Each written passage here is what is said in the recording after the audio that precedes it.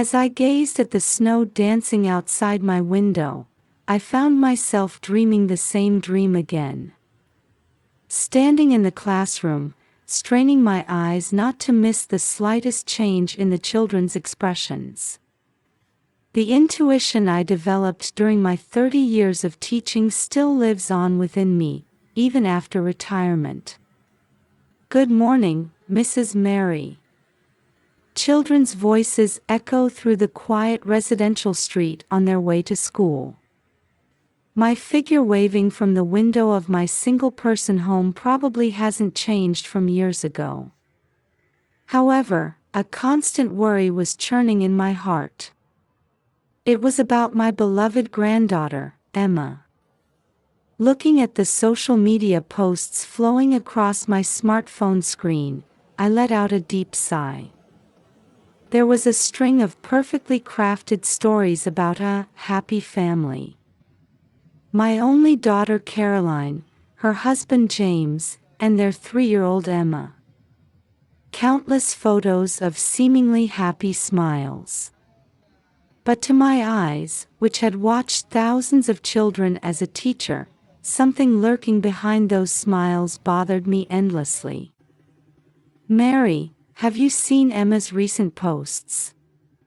Sarah Johnson's voice trembled slightly on the other end of the phone. She was Caroline's best friend since high school and now a renowned pediatrician in town. She's also one of the few people who understand my concerns about Emma's situation. "Yes, I have." That smile seems a bit. As I stumbled over my words, Sarah quietly continued, "Unnatural, right? Especially in that recent cosmetics brand advertisement." "I'm thinking of contacting Caroline." Caroline and James were in the midst of rapid growth as IT company executives. Since a major investment 2 years ago, their lives had changed dramatically. In particular, social media presence had become a crucial PR strategy, and they became obsessed with crafting an image of the perfect family. Emma had been a social media star since birth. From the moment she let out her first cry, her life has been meticulously recorded and continuously shared. By her first birthday, she had already debuted as a child model, and recently, she was even chosen as a model for a luxury cosmetics brand. The numerous hashtags attached to posts like #PerfectFamily and #DreamParentChild felt somehow painful to see. When I visited her daycare, Emma was still the bright and active little girl she'd always been. Chasing friends around, building sandcastles. The normal behavior of a 3-year-old was there. But on social media, she was gradually starting to look like a different person. Perfectly styled hair, grown-up poses, doll-like smiles. "Mommy, are you busy?" During a weekend FaceTime call, Emma's voice sounded a bit lonely. Even through the screen, I could tell something was hiding behind her eyes.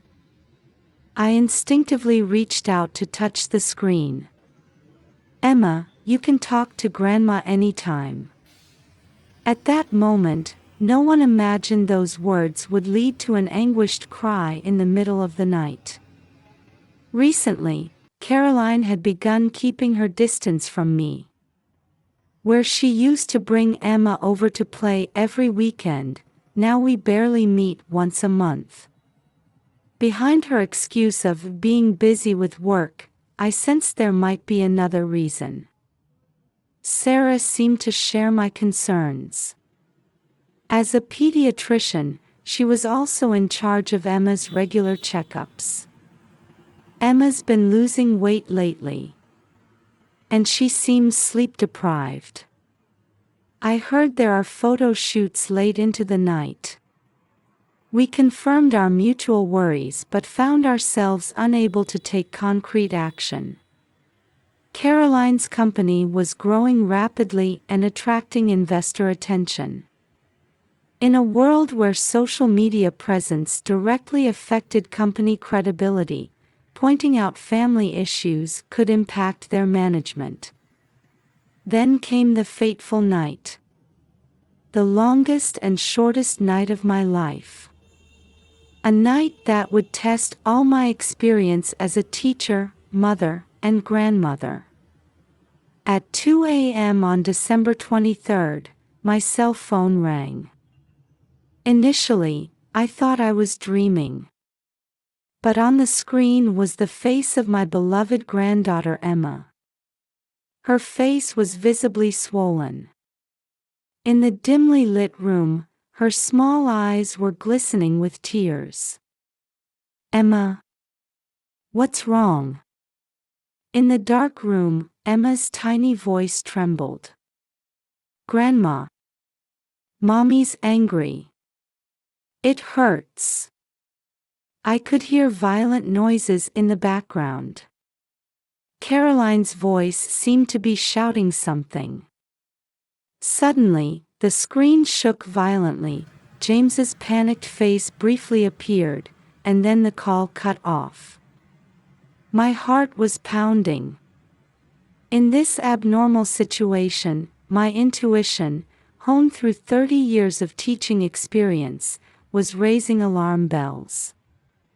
The experience of always being alert for signs of abuse was telling me that every cell in my body sensed danger. I immediately called Caroline's cell phone, but there was no answer. James's number and the house phone were also unreachable. Checking the timeline, I found a photo posted 2 hours ago. Late night cosmetics shoot, our little model is sleepy but doing her best. #angelic sleepy face #nightscape and us. A photo shoot in the middle of the night. For a 3-year-old child. Anger welled up inside me. When I called Sarah, she answered immediately. "Mary, what's wrong at this hour?" After I explained the situation, her voice changed completely. "I'm going right now. I'll arrange for an ambulance too.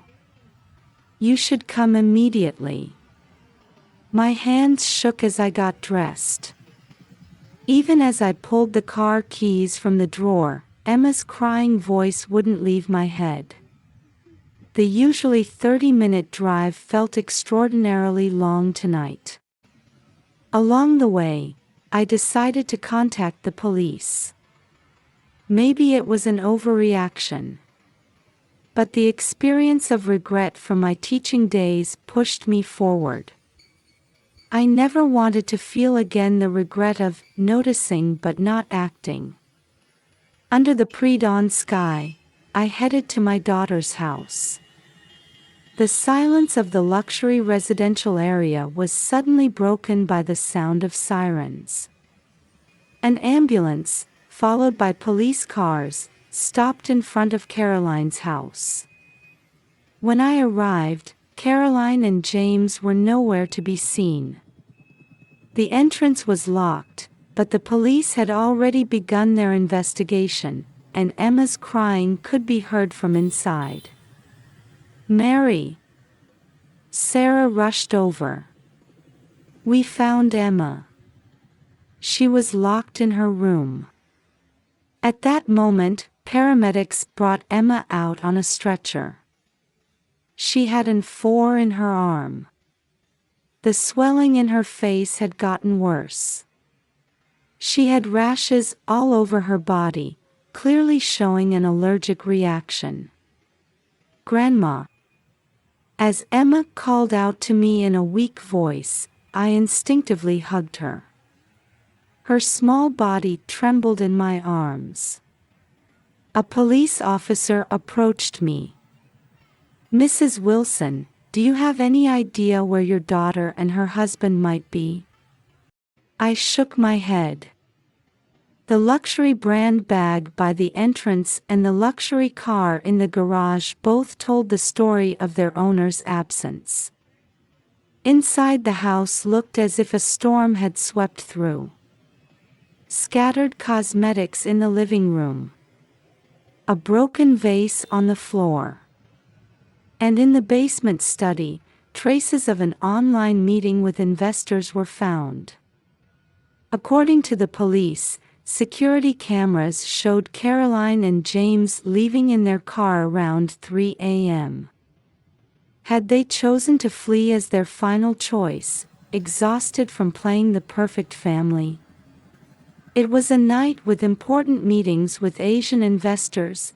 Martha, the housekeeper, was telling the police. A $50 million investment decision was due tomorrow, and they were in meetings until late. Under the dawn light slowly filtering in, the ambulance headed to the hospital with Emma. Sarah and I followed. Looking back, this was the moment our battle began. A battle to reclaim the true bonds of family that were nearly lost in the illusion of social media. And I understood. Behind this incident lay the distorted values created by modern society. The portrayal of a perfect family on social media. Company value directly linked to investors' evaluations. And the essence of being human, lost amid that pressure. As the ambulance siren echoed through the quiet morning streets, I made a firm vow. No matter the cost, I would protect Emma and our family. The pediatric ward at Central Hospital is usually a place filled with children's laughter. Walls decorated with storybook characters. Colorful chairs lining the hallways. Everything designed to encourage young patients. But this morning, a heavy atmosphere dominated the building. The cause of the allergic reaction was adult cosmetics, Sarah said grimly, reviewing the test results in the examination room. The fluorescent light highlighted her tired expression. It was detected in multiple areas of her skin. And these are high-end brand new products. Test samples that haven't been released to the public yet. I caught my breath. The social media post from last night flashed through my mind. The late-night photo shoot. Emma's photo smiling with a sleepy expression. It hurt to imagine what had been happening behind the scenes. That's not all, Sarah continued, lowering her voice. Her hand trembled slightly as she turned the medical records. There are old bruises all over her body. Concentrated especially on her back and arms. All in places that wouldn't show up on camera. And she took a deep breath before continuing. There are clear signs of sleep deprivation. She shows abnormal levels of fatigue for a 3-year-old. From the examination room window, I could see the hospital courtyard. There, children of the same age were playing with nurses. Emma should have been able to spend her time just being a child like that. In the hallway, Child Protection Service workers were talking in hushed voices. Emma's temporary protection had already been decided. Since morning, various experts had been gathering at the hospital. Mrs. Mary, a young female worker, approached me. Her name tag read Elizabeth Collins. We've received the report from the daycare. There were several concerns about Emma's recent behavior. The report Elizabeth handed me chronicled Emma's changes in chronological order. When she suddenly became introverted. the day she started leaving her lunch uneaten, and how she began refusing to be photographed at daycare events, saying, "Mommy will be angry." The teacher had reported these changes to the director. However, considering Caroline's social status, active intervention had been avoided. I looked up at the ceiling and let out a deep sigh. Why hadn't I noticed? No, why hadn't I acted when I did notice? My responsibility as a teacher, mother, and grandmother weighed heavily. I've organized the social media posts chronologically. Sarah showed me her tablet. There, Caroline's photos and videos were arranged by date. Emma's expressions, which showed natural smiles in the beginning, gradually became more artificial. Photo times increasingly shifted to late night or early morning. Luxury hotel logos, overseas tourist spots, lavish party venues in the background. Had all of these been mere props to create the perfect family? The comments section is concerning too. Sarah pointed out areas where followers had expressed worry. She looks a bit tired, isn't it past bedtime? Her smile seems different lately. However, these comments were always countered with perfect responses. Angels never tire, working hard toward her future dreams. It's a special day, so she's staying up late just this once. The monetization data from the posts shocked us. According to digital marketing experts' analysis, the advertising revenue per post featuring Emma far exceeded Caroline's monthly salary. And that income was being recorded as the company's PR budget. I was speechless at the reality that a child's smile had become a business tool. By Emma's bedside in the hospital room, I held her small hand as she slept soundly. Her arm with the 4 still showed signs of the cosmetics allergy. Her usually rosy cheeks were now pale from medication. "Mrs. Mary," a nurse quietly called out. "Visiting hours are over, but you've been granted special permission to stay." Outside the window, the evening sky was turning red. In the hospital parking lot, reporters were still visible. This incident had created significant social ripples about children's rights in the social media era. "Grandma." Emma woke up. There were no more tears in her eyes. Only a mix of deep fatigue and relief. Her expression as she looked at the 4 showed a maturity beyond her years. Are Mommy and Daddy not coming back? I stumbled over how to answer that question. How do you explain this to a 3-year-old?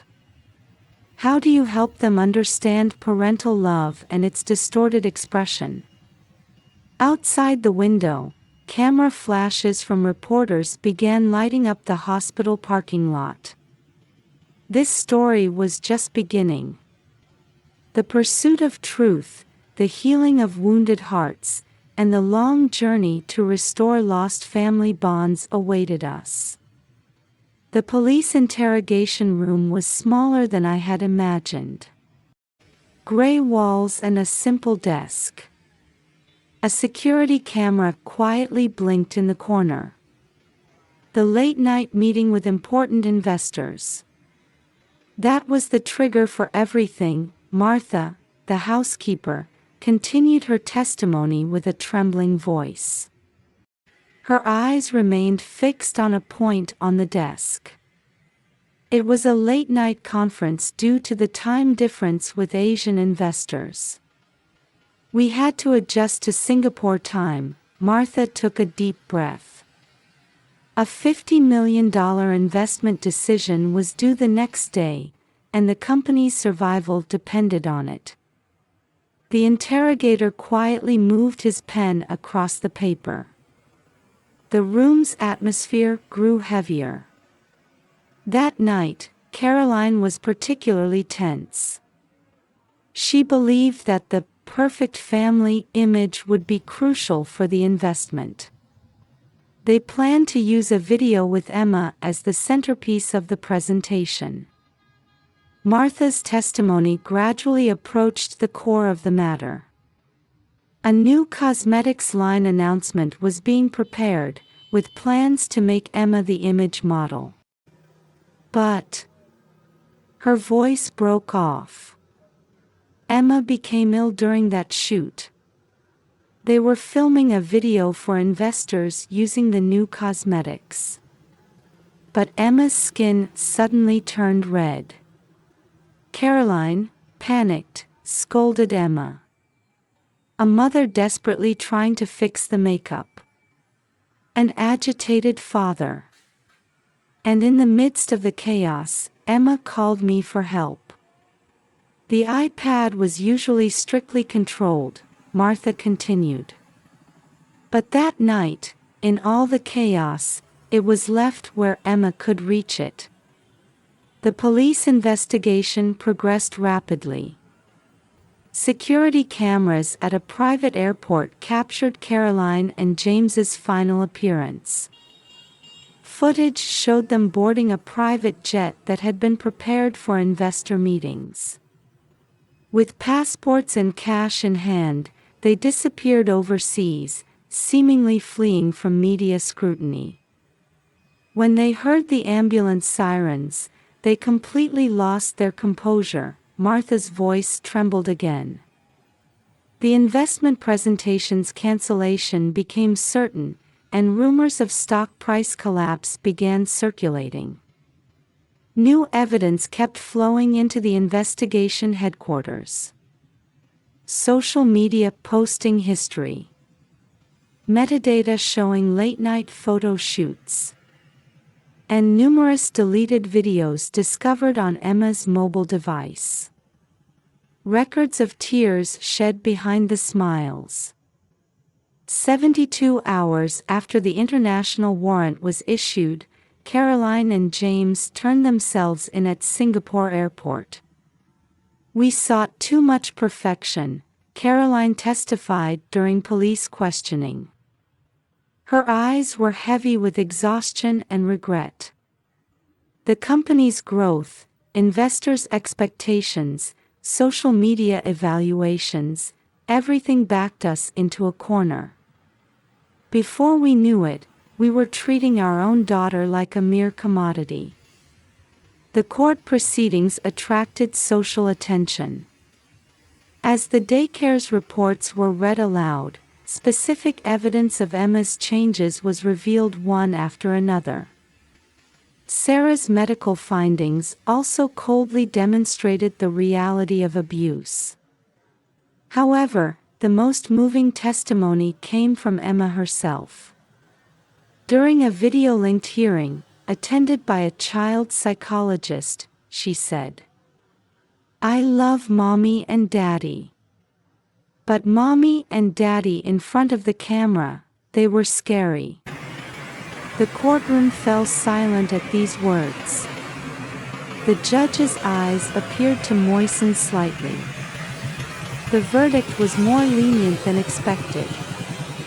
The judge positioned them as victims of modern society's distorted values. SNS addiction and work pressure were recognized as factors that had driven them to this point. With participation in rehabilitation programs as a condition, prison sentences were suspended, and instead, the following conditions were imposed. Temporary transfer of Emma's custody to me. Mandatory professional counseling. Participation in social media addiction treatment programs. Regular attendance at parent-child relationship improvement sessions. Temporary resignation from company management. After the verdict, the company was restructured under new management. A healthy management policy not dependent on social media marketing was introduced. Strict guidelines for using children in advertisements were also established. Most importantly, Caroline and James were beginning to understand the true value of family for the first time. In the counseling room, they tearfully said, "We sincerely hope for the day when Emma's smile can be seen just as our daughter's smile, not as a business tool." With the arrival of a new season, our family was beginning to slowly mark time for healing. 1 year later, Emma attended her preschool graduation ceremony. The children's voices echoed along with the school song flowing through the auditorium. Sunlight streaming through the windows gently illuminated the graduation projects displayed on the walls. From among the audience, I watched my granddaughter. Emma was in the front row, singing shoulder to shoulder with her friends. Her expression was filled with natural joy, completely different from the manufactured smiles in those old photographs.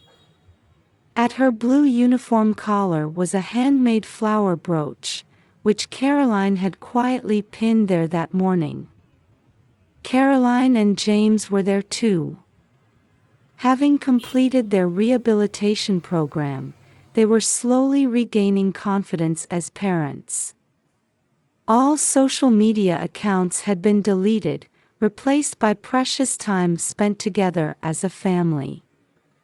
During the ceremony, Emma's class began their ensemble performance.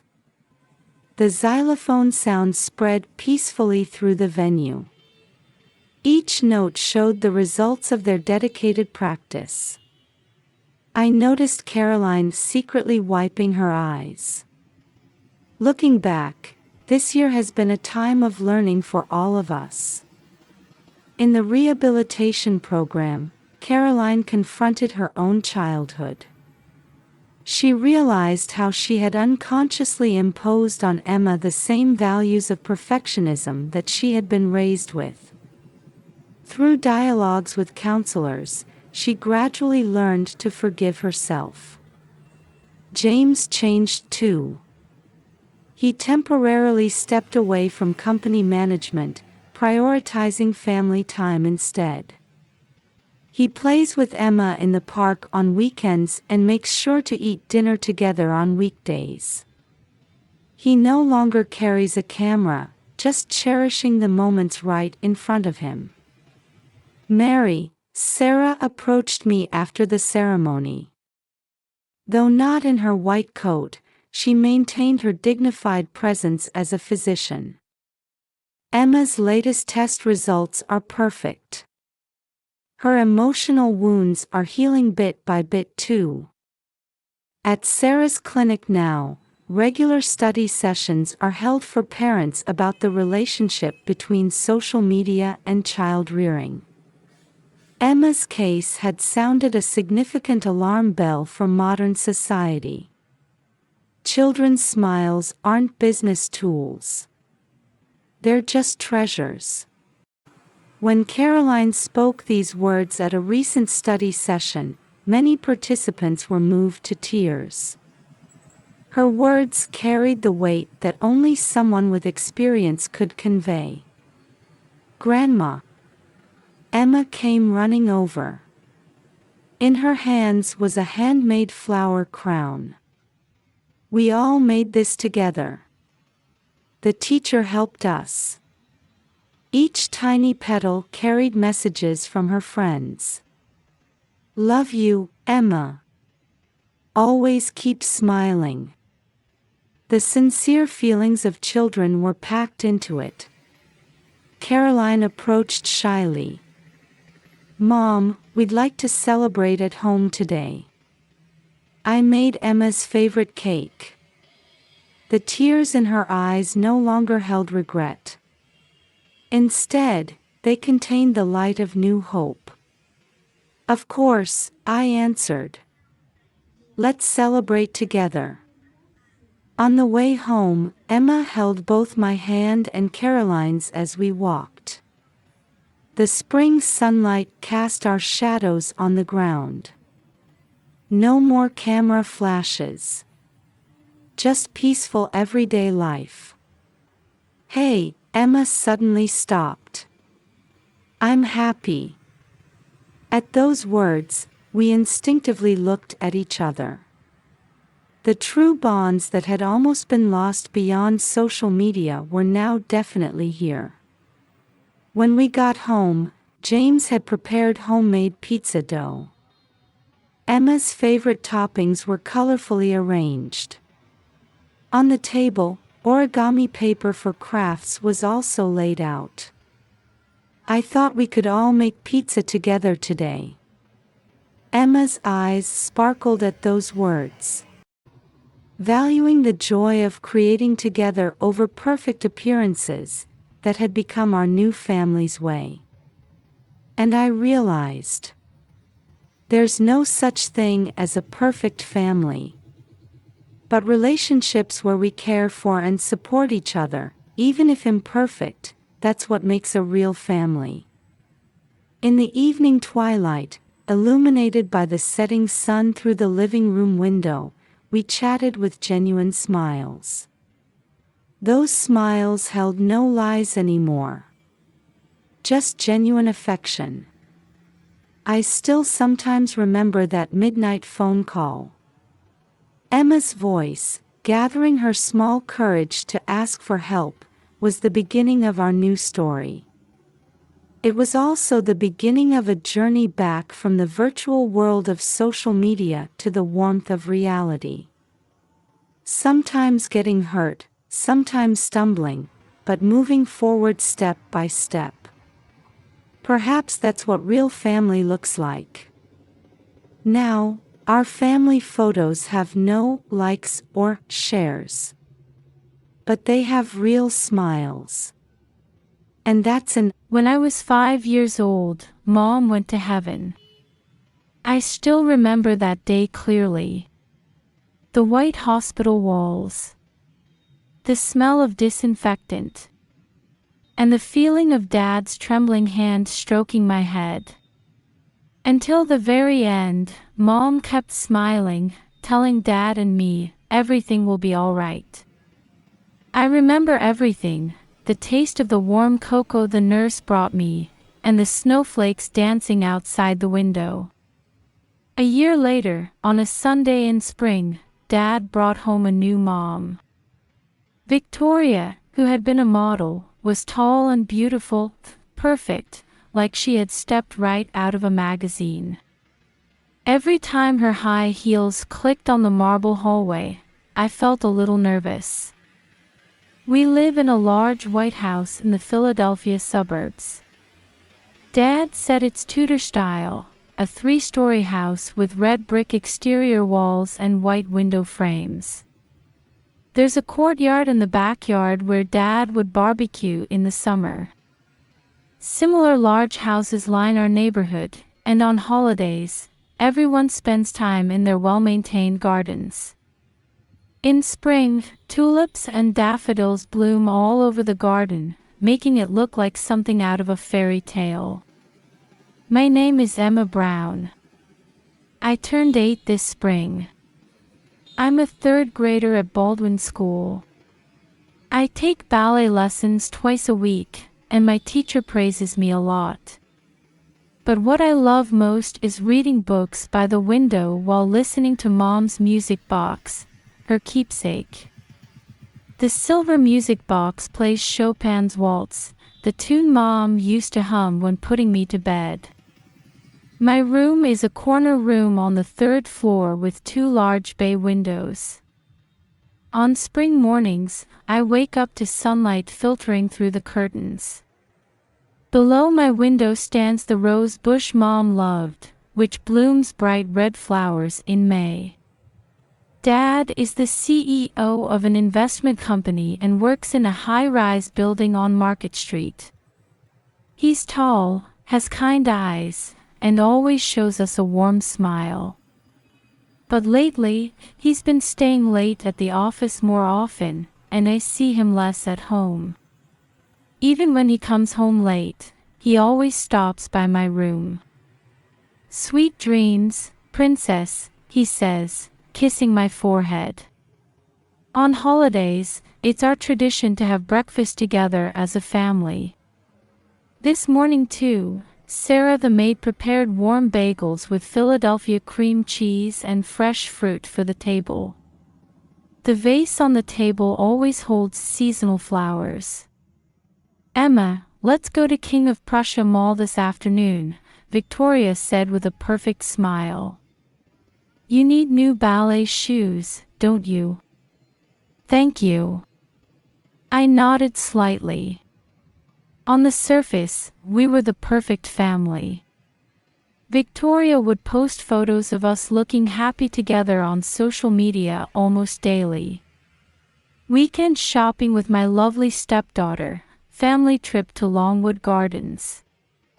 The mothers at school envied our family. But things were different off camera. When Victoria looked at me, her eyes were somehow cold. When Dad wasn't around, she barely spoke to me. Sometimes at night, I could hear her talking to someone on the phone. During such times, I would reread letters from Grandma Martha in Boston. Grandma has 40 years of experience as a lawyer and still holds significant influence in the legal world. But to me, she always sends gentle letters. Sometimes they contain mysterious words like riddles, and solving them became my secret pleasure. The envelopes always smell of lavender. The day before my 8th birthday, Dad came home unusually early. I watched from behind the stairs as he sorted through papers in his study, sighing deeply. That night, he came to my room and gave me a small treasure box. "Open this tomorrow, Emma," Dad said with slightly sad eyes. "It's a promise with Mom." At that time, I didn't know which mom he was talking about. But there was an unusual weight in Dad's voice. My 8th birthday began differently than usual. The treasure box Dad gave me was a small wooden box in deep blue with golden clasps. When I tried to open it, I realized it needed a small key. But the key was nowhere to be found. On the back of the box was engraved in small letters, "Angel's Waltz." "Did you open your present?" Victoria asked cheerfully at breakfast. That day, unusually, she made pancakes herself. The smell of maple syrup, sweeter than usual, wafted through the dining room. "Not yet, there's no key." "Oh, is that so?" She showed a slightly rigid expression but quickly returned to her usual smile. "Why don't you ask Dad?" But from that day on, Dad started working even later. Even when he came home early, he'd shut himself in his study, making phone calls or working on his computer. Sometimes I'd hear small noises from his study downstairs in the middle of the night. One night, when I went downstairs for water, I heard Dad's voice through his slightly open study door. "Yes, everything is prepared. Emma will definitely." The voice cut off there. The next morning, there were unfamiliar envelopes on his desk, which Dad hurriedly put away in a drawer. When May came, the roses in the garden bloomed magnificently. But Dad canceled our weekend barbecues 3 weeks in a row.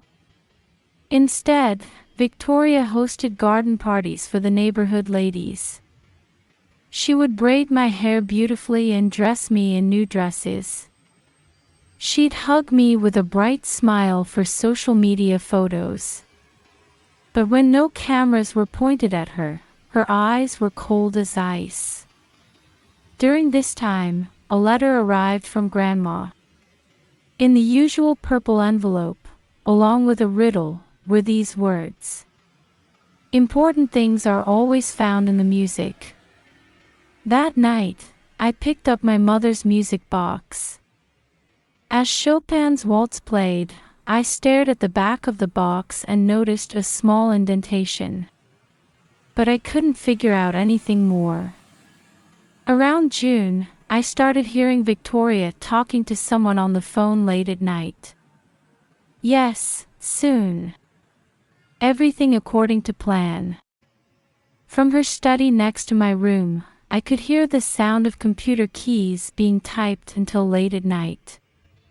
She would transform from the perfect stepmother during the day into a different person at night.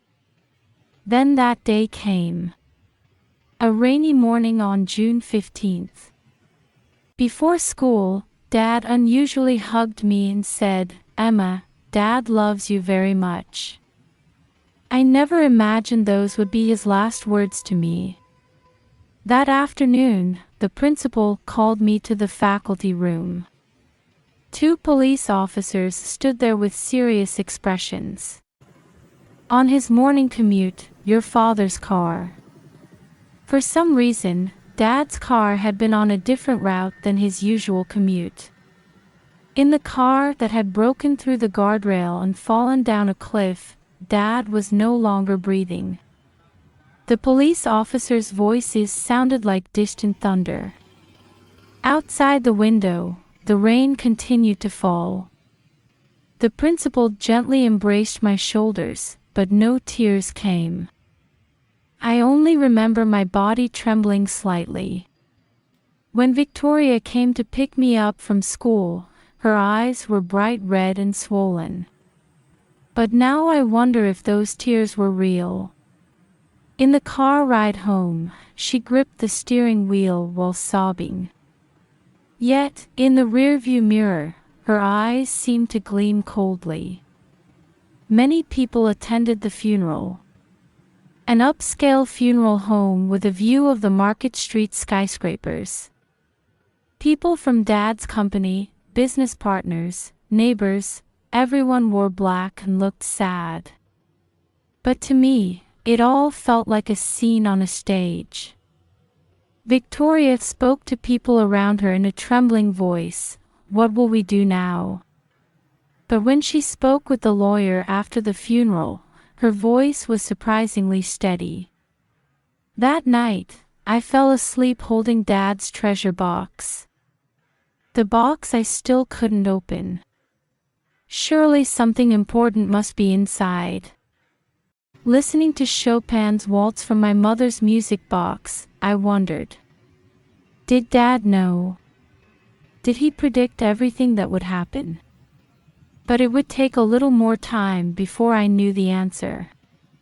3 days after Dad's funeral, everything changed. At breakfast, Victoria placed orange juice in front of me and quietly said, "Emma, you need to leave here now." When I looked up in disbelief, that perfect smile was gone. Only my stepmother looking down at me with cold eyes remained. "All of your dad's inheritance will be mine. I have a notarized document." She pulled out a stack of papers. "Property can't be entrusted to a minor. But don't worry, I've chosen a nice facility for you. But this is Dad's house." "Shut up." At the sudden shout, I shrank back. "Pack your things quickly. I never want to see your face again." She stood up and headed to my room. She started taking clothes from drawers and closets and throwing them out the window. My precious things were being tossed into the garden one after another. "Stop. Please." But she wouldn't listen. And finally, when she picked up my mother's music box. "This cheap thing too." She smashed it on the floor. The silver box shattered, and something rolled out. A small golden key and a folded piece of paper. At that moment, the front door burst open, and Grandma Martha entered with 2 police officers. "Emma." Grandma hugged me and then turned to Victoria, saying, "We know everything about who you really are." One of the police officers stepped forward and announced, "Victoria Morrison, or rather, Defendant Sarah Jenkins. You are under arrest." "What are you talking about?" Victoria tried to maintain composure, but her face had turned pale. Grandma continued in a solemn voice, "You're a suspect in 3 previous marriage fraud cases and 2 suspicious death cases. Michael's, my son's accident was also your doing, wasn't it? There can't be any evidence."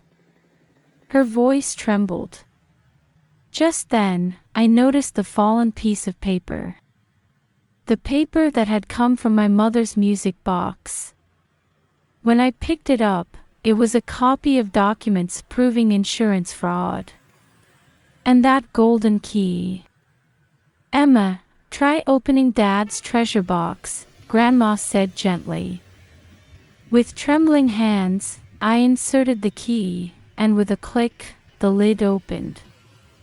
Inside were a stack of documents, a letter, and a USB drive. "That's..." Victoria screamed. The letter was written in Dad's handwriting. "To my beloved Emma. If you're reading this letter, Dad is no longer by your side. But don't worry. Dad knew everything. Victoria's true identity, her plans. That's why I worked with Grandma to gather evidence. This USB contains all the data proving her past crimes. I had secretly requested a police investigation. But we still needed one final piece of evidence. So, Dad decided to use himself as bait. I thought that by falling victim to her, I could leave perfect evidence. Emma, I'm sorry. Sorry that Dad had to go this way. But this was to keep my promise to Mom. I promised Mom in heaven that I would always protect Emma. I love you, my precious angel." When I finished reading the letter, tears finally came. While Grandma held me tight, the police were handcuffing Victoria. "Wait, that's wrong. Her screams echoed through the mansion, but no one would listen anymore. The police investigation revealed all the truth. Victoria, or Sarah Jenkins, had committed marriage fraud 3 times before. In 2 of those cases, the husbands had died in suspicious accidents. After receiving large insurance payouts, she would disappear. The perfect disguise, portraying an ideal stepmother on social media. It was all planned. Dad, after beginning to investigate her background, had steadily prepared to protect me and Grandma. The inheritance was actually already protected as my trust property, and the seemingly official notarized document was invalid. And my mother's music box.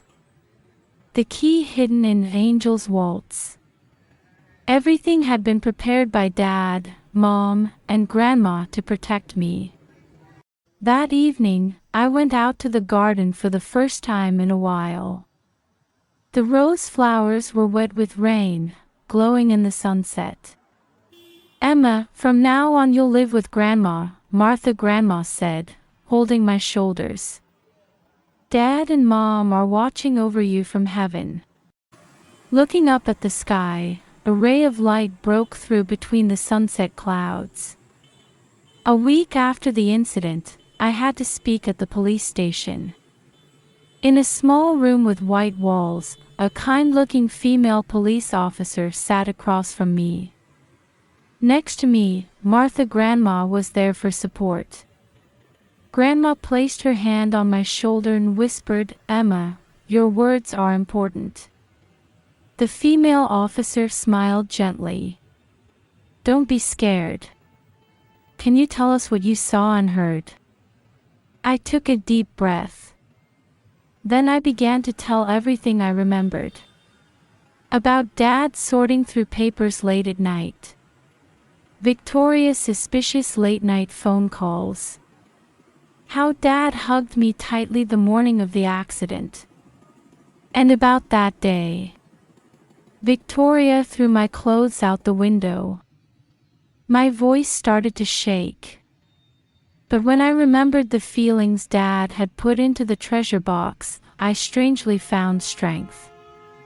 Yes, go on, the female officer encouraged me. When she threw the music box on the floor, a key and paper came out. Just then, the room's door opened, and a male police officer rushed in. "We've found important evidence," he pulled out a photograph.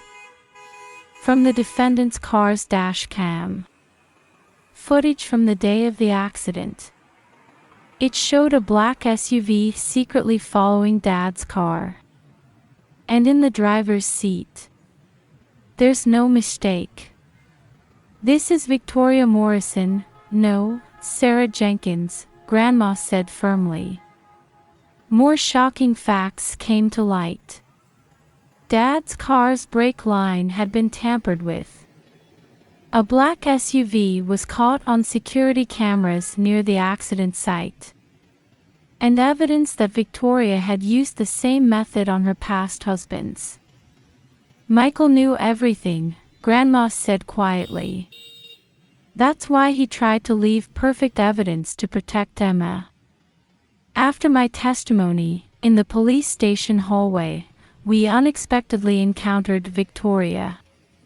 She was restrained by police officers, in handcuffs. The moment our eyes met. Emma. She started to speak, but I found courage and said. Dad knew everything. That's why he protected me. My real mom and dad loved me, that's why. Hearing those words, the blood drained from her face. I felt like I saw her true face beneath the perfect mask. Confess, Grandma said in an icy voice. Making this child witness your crimes will never be forgiven. That night, I had my mother's music box repaired. New sounds began to flow from the broken box. On Chopin's waltz, messages from Dad and Mom still resonate in my heart. In the courthouse hallway bathed in autumn sunlight, I held tight to my grandmother's hand. The day of the verdict. Victoria, or Sarah Jenkins, was sentenced to life imprisonment. 2 previous murders, the planned murder of Dad. Plus marriage fraud and insurance fraud. All her crimes were revealed. It's finally over, Martha Grandma hugged me. Outside, sycamore leaves were falling in their autumn colors. 3 months since that day. I now live in Grandma's house in Boston. The old stone house in Beacon Hill is like something from a story. In the backyard visible from the window, roses of the same variety Mom loved were planted. Emma, look, Grandma pointed to news about Dad's company in the newspaper. Under the new CEO, the company had regained stability. What Dad built will continue to be carefully protected. My new school, Beacon Hill Academy, is the prestigious school where Grandma also studied. On my first day, Miss Grace, my homeroom teacher, warmly welcomed me. My classmates have been kind to me since day one. The repaired music box sits by my window, along with Dad's treasure box. These 2 boxes are filled with love from both my parents. On weekends, I go to Boston Symphony Orchestra concerts with Grandma, or we walk in the public garden. Your mom loved riding the swan boats here too, she told me. The house in Philadelphia is empty now. But John the gardener still maintains the garden Dad cherished. Emma, you have a letter, Grandma said one day. It was from Uncle James, Dad's old friend from the company who is now the new CEO. The letter told about a scholarship foundation Dad had secretly established. The Brown Memorial Scholarship. It's a fund to support the dreams of underprivileged children.